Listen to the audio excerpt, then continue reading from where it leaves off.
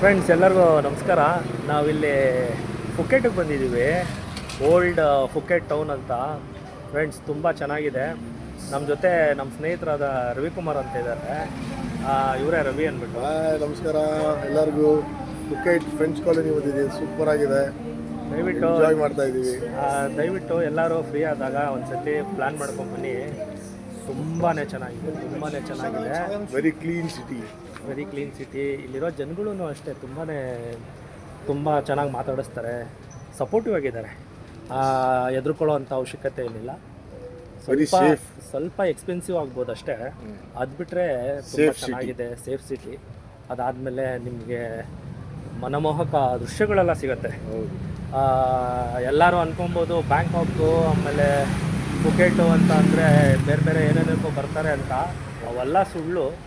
ಹೇಳೋರು ಹೇಳ್ತಾ ಇರ್ತಾರೆ, ನೀವು ಅವಕ್ಕೆಲ್ಲ ತಲೆ ಕೆಡಿಸ್ಕೊಂಬಿಡಿ. ಏನದು ಪ್ಲ್ಯಾನ್ ಮಾಡ್ಕೊಳ್ಳಿ. ಒಳ್ಳೊಳ್ಳೆ ಜಾಗ ಇದೆ ನೋಡಿ.